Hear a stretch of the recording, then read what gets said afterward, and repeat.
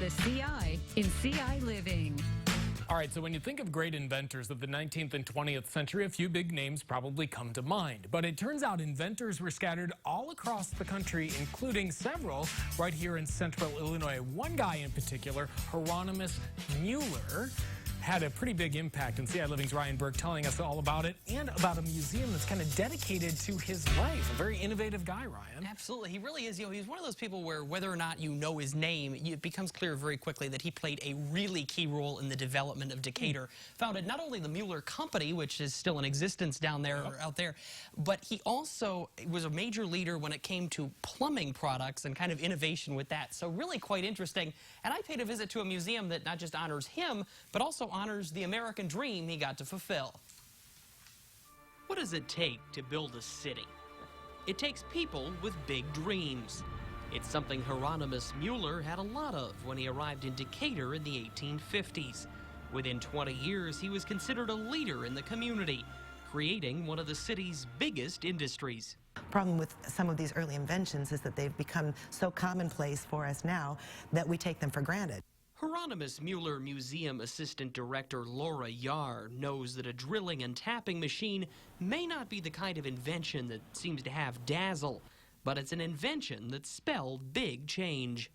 It's used in order to, in a layperson's lingo, to drill a hole into a water main that's under pressure without the water sprouting all over the place or having to cut the water off of that line in order to create a new connection. It was an invention that was key as cities grew and needed to add new connections for water pipes. It's creations like these that shaped not only industry, but the entire city of Decatur.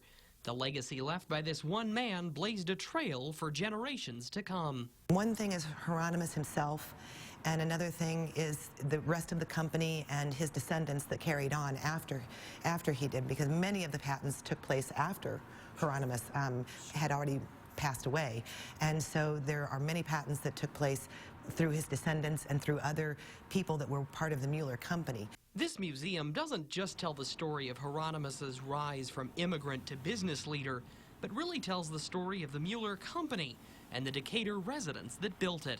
I think many people, when they come to this museum, they really don't know what to expect, because it's kind of they see it in front of the company, they view it as a corporate museum.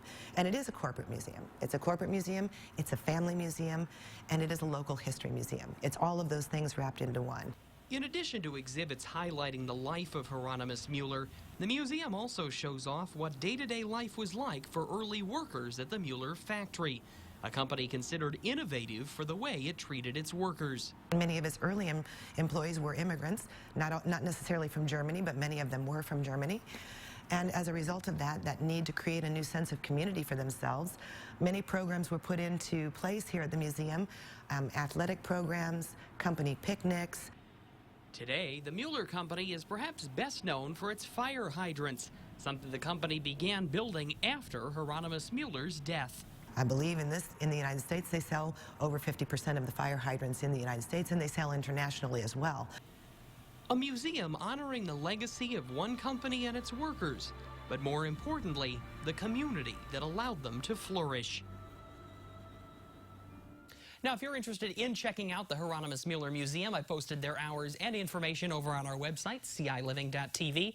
Now, Matt, one interesting thing, that most people really don't realize is that Hieronymus Mueller actually took a very early interest in the automobile. Oh. It's on display at the museum, and they actually have a car from the late 1890s that Hieronymus Mueller designed. They call this car number 7 at the museum because it was built from one of the 7 blueprints he created. He actually took a real interest in the early days of auto racing. So I say if you're a car fan, that's kind of worth the trip right there.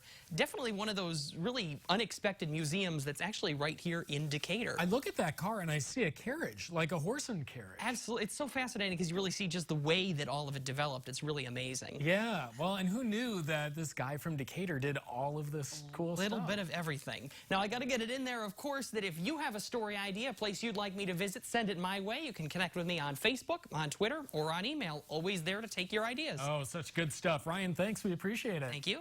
Hey, coming up, a nationally known animal lover comes to Central Illinois. Find out